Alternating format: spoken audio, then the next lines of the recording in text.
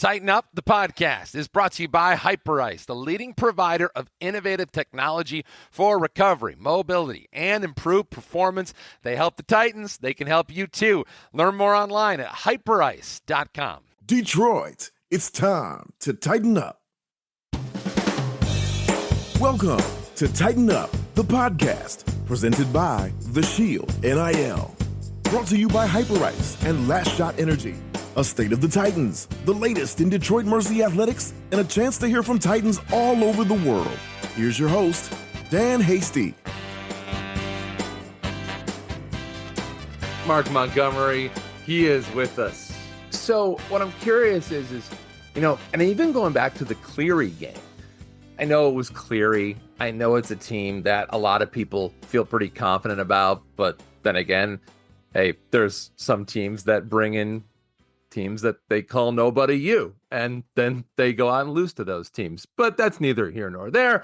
I will tell you this. The Cleary game was a game that last year, it just felt like they just didn't really know how to get over the hump. They didn't know how to win. They didn't know how to go on those big runs and get that separation from their opponent. So even just getting a game like that right out of the gate, feel that, have that energy, have it with you early, felt valuable. And then they were able to carry it and win a couple other games beyond that. Did you feel like that Cleary game served a purpose like that?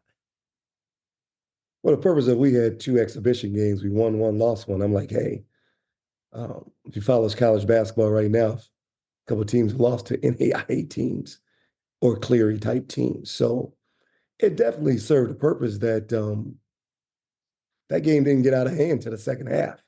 So, right. Sooner or later, you got to string some stops, string some scores. You got to build confidence. It's a new team. New guys got to step up. It's their chance. So until you start winning or building some consistency against a different opponent that, they call timeouts, we don't know what they're coming with. We didn't take anything for granted. It's everyone on the schedule, they're coming in to win.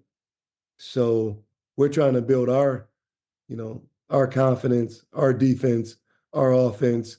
We're still trying to figure out what works, what doesn't work, what group works, what doesn't work. You know what I mean? What plays the call, who can make a shot when you're up 10 or you're trying to put a run together. So every experience you can get against someone else is huge.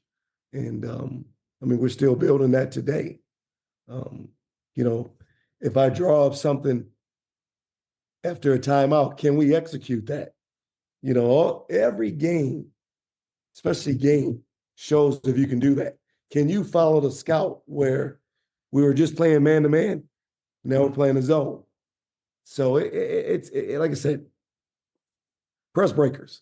Until you go against another team that's pressing, or can you make free throws under pressure with people in the building? So every game's important. Every situation is important. Building it early. Be honest with you, I want more home games early to build that confidence, and then, go on the road and play some of the big boys, as they say.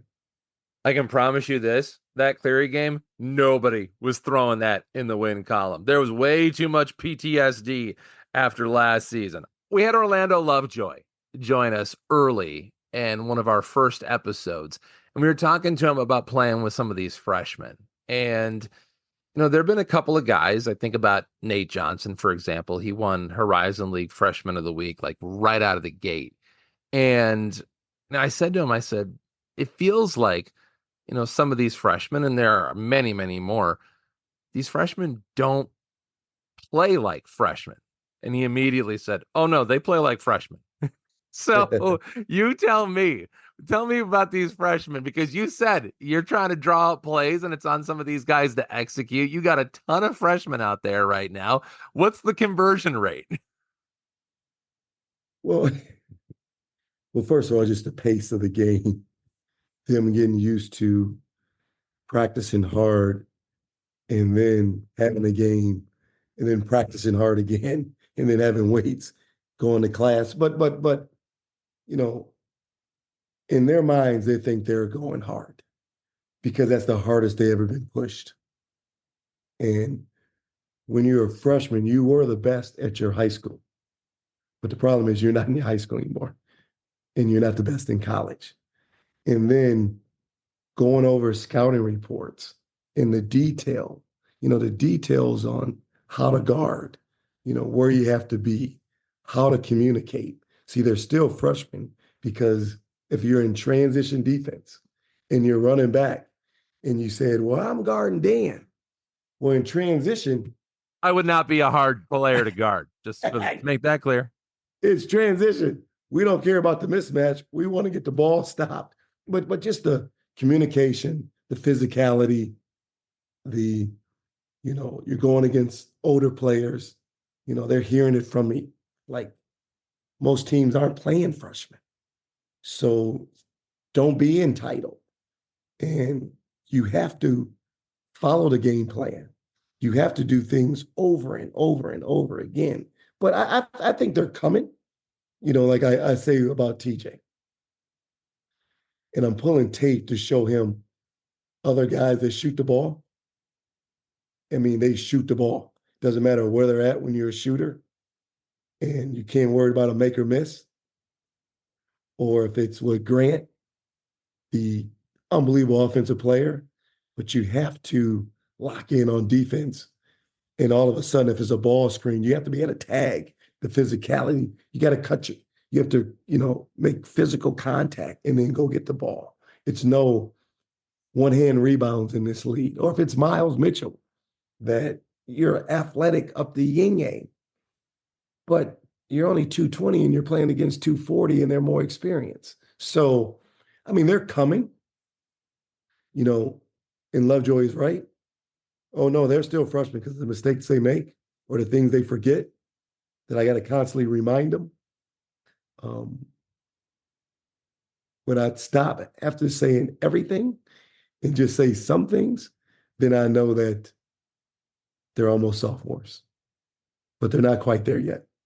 But that's normal.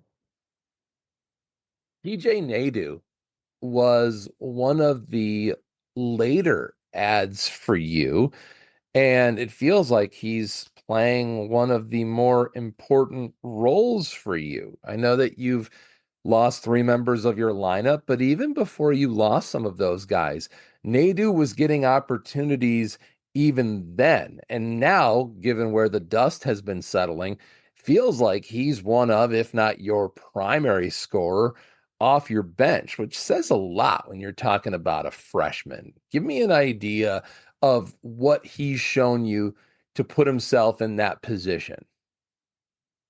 Well, he's showing he can make shots in practice. And he's showing me that he's trying to be a willing defender. We talk about it a lot. He's a guy that he doesn't have to set his feet and he can still make a shot. He can sprint off screens. He likes to do a little more things off the dribble where that's just not his, it's going to eventually become his game. But that's just not his game yet. But you're right. I mean, I could tell right away from probably this summer that, coming as a freshman, he's going to be a 15 to 20 minute guy. Now, some games he has more than that, some games less, fouls and different things. But when you can shoot the ball and spread the defense out, that's a valuable asset. But it looks like every time he takes a shot, it's going in. So you can't teach that. He brought that here. Now I just have to, draw things up and continue to, he can't lose confidence when he misses a few shots. I told him he can't I'll let him know when he takes a bad shot. Just keep firing.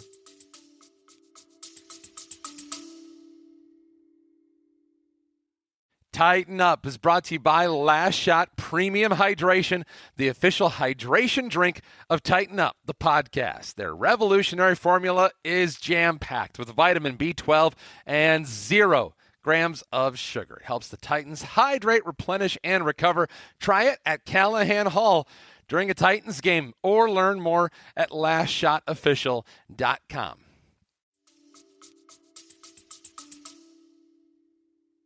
You've lost 3 members of your lineup. Mac Mansell, Jared Larry, both reported as out for the season. Emmanuel Quach, knee surgery. Hopefully you get him back soon. So how much adapting and adjusting are you guys having to do on the fly right now? Well, at least we have time in between games to practice.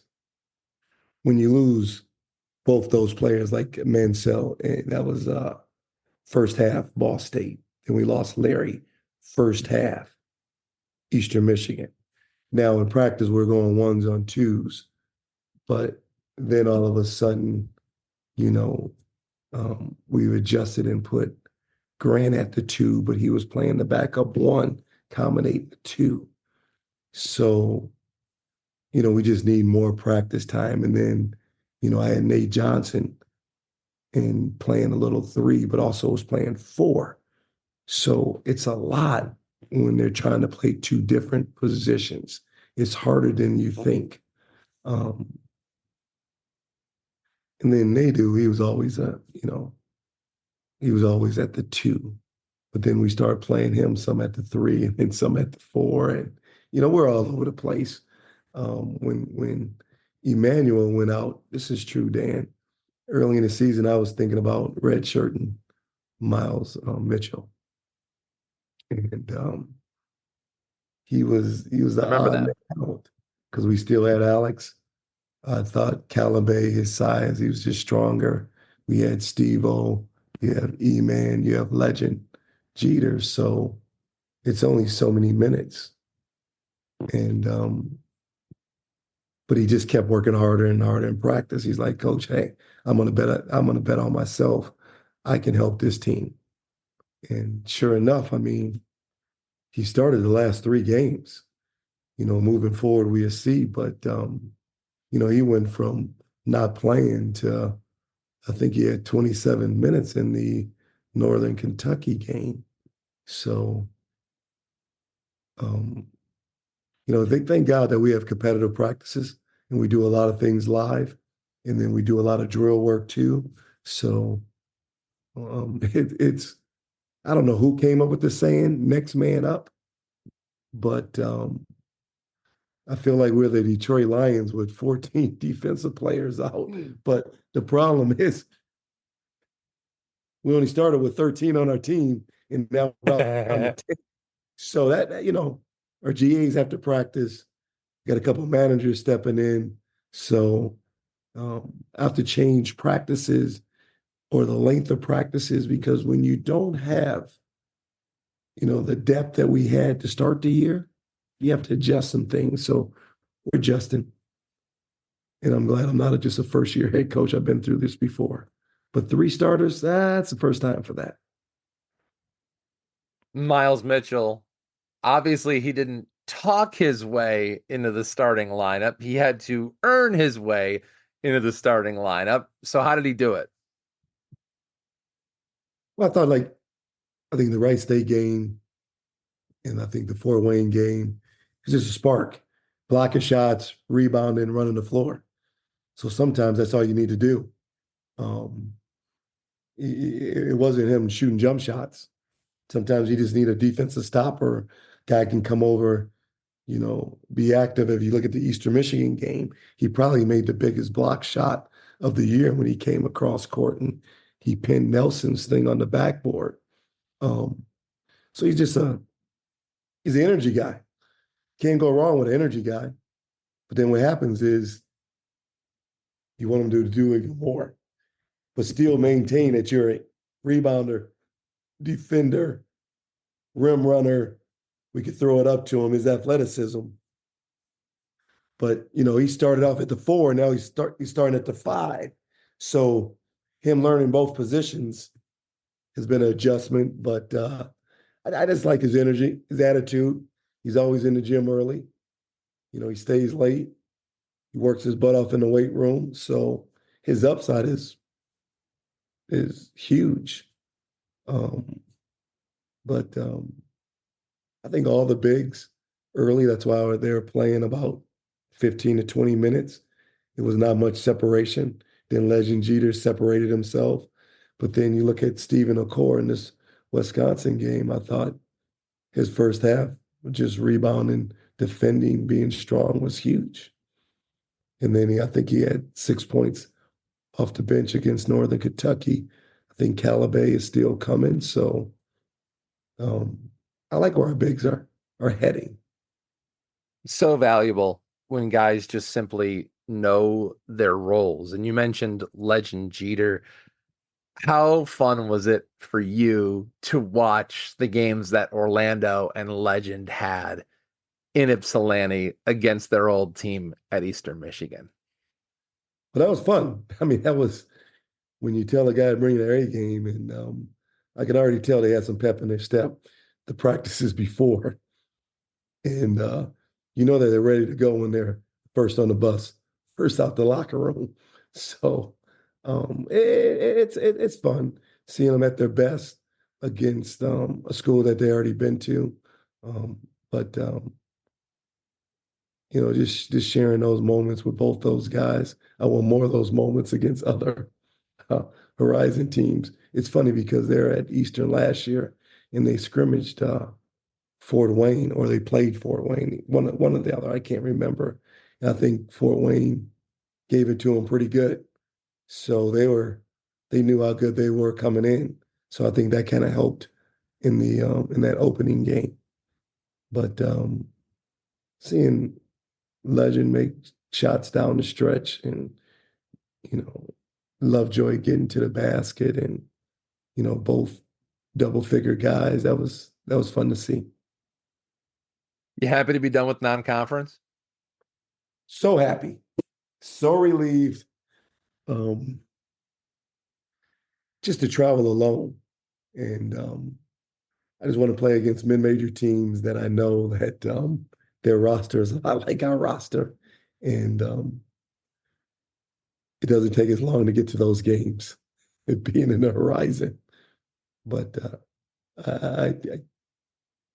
non-conference, we can wait till next year on that. So where do you go from here? I mean, you're obviously down a couple of starters. You're hoping to get E-Man back. So how do you look at this going forward? I mean, what are you hoping to get out of this point forward? What do you define as success from here on? Right, we had 17 conference games, and I thought we've played well against all mid-major opponents. I don't think we're going to be overmatched against anyone we play. Of course, I want to finish in the top half of the league, so that means we have to win some games. I don't care about the injuries or be short 2 or 3 starters. It really doesn't matter. I think, as I told my team, we have enough talent in the locker room to compete and win games moving forward against whoever we play. We just got to figure that out. Our margin of error is smaller now, but I don't need guys to go out there and score 30 and 40 points. I just need guys to, give me the best 40 minutes they can, defend, rebound. I think our shooting have to get better. Like I said, that Northern Kentucky game shown a lot. I know that our guys can come back from a little adversity. At Davidson, we're down 30 at half. At Northern Kentucky, I think we're down 5, 6, 7 points. Second half, we one possession game. So they're supposed to be one of the top 4 teams in the league. I think the next time we play against their zone, we'll be even more prepared. Same thing when we go down to Wright State or when we have to play Fort Wayne again. It's no off days here, Dan. Before you called me or before we did this Zoom, I was watching Oakland play Oregon State, and I watched them play Loyola. I got a lot of good stuff that Loyola did against their zone. So, hey, our guys are going to come back energized, charged up. We have enough. We got Lovejoy, that can get us double figures. Grant, Jeter. When you have three guys, I think Nate Johnson could be a double figure guy, and TJ Nadeau. Sprinkle in some of those other guys. They're going to have some good games. We just got to put it all together. Yeah, I mean, and the truth is, you come from this place, Michigan State, and I know that you obviously had spent so much time at NIU, but even before that, Michigan State, and then back there before you came to UDM and then back again. But, I always associated Michigan State as a place that had this culture of development. So to see these freshmen come in here, and even some of the other guys that have just taken steps forward, it just feels so gratifying to watch these guys take steps forward because, I mean, in a guy like Gonderzik's case, I mean, he wasn't getting a whole lot of time. And now all of a sudden, a couple of guys go down and, you think, okay, well, what do you have here? What you don't think is this guy's going to go out and score 20 against a Big Ten team. So the fact that he's already taken steps to go have games like that, and it's not the only game he's had like that, just shows that he's been a fairly quick study. Yeah, like it goes back to, I think this summer, getting them in the weight room, the individual improvement, the workouts, the coming in extra, the extra film studies, them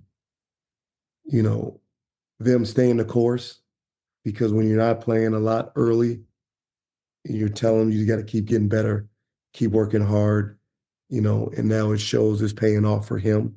But take him out of the equation, like you said, Mac Mansell, his second game, maybe it was the third game when he played Niagara, he had 30. I don't remember him scoring double figures like that last year.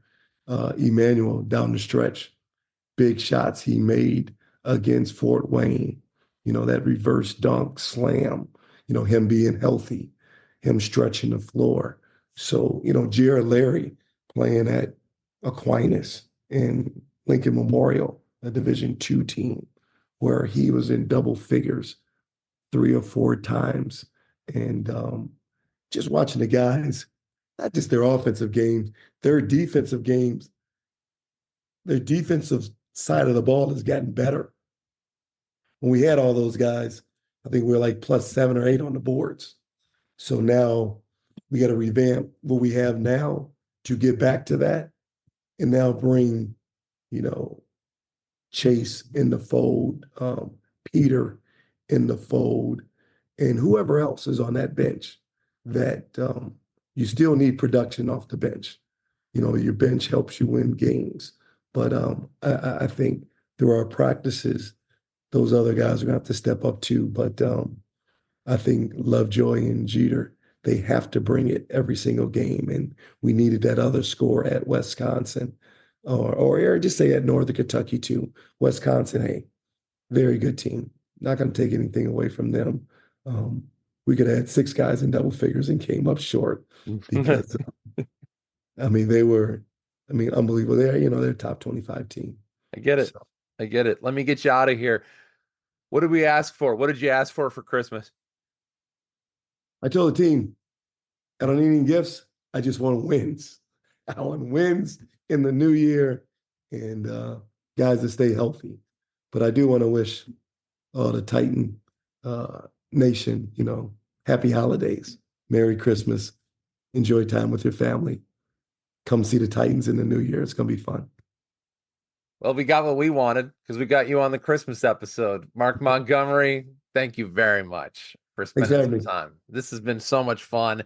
Appreciate you and for everything you've done. This has been so much fun, even to this point. I know we're going into the new year, but even just having the season we've had to this point gives a lot of people a lot to be excited about going into the new year. So thanks again for all the time, effort, and energy that you've put into this group, and can't wait to see what it looks like as we get into 2025. Happy holidays and happy new year to you.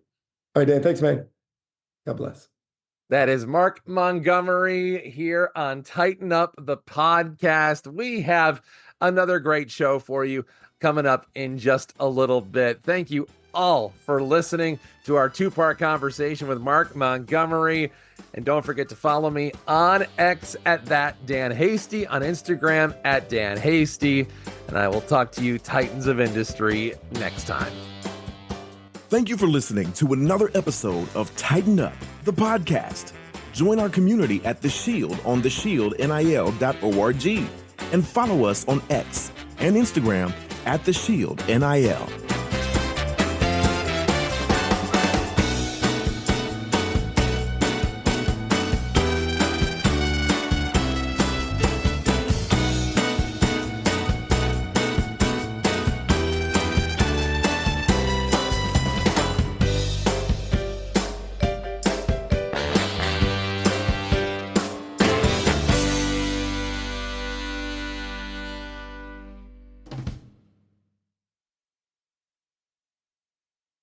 If I can tell you one thing above all else as part of this show, it would be this.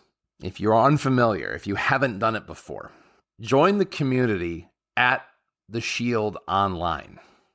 It's online at theshieldnil.org. That's theshieldnil.org.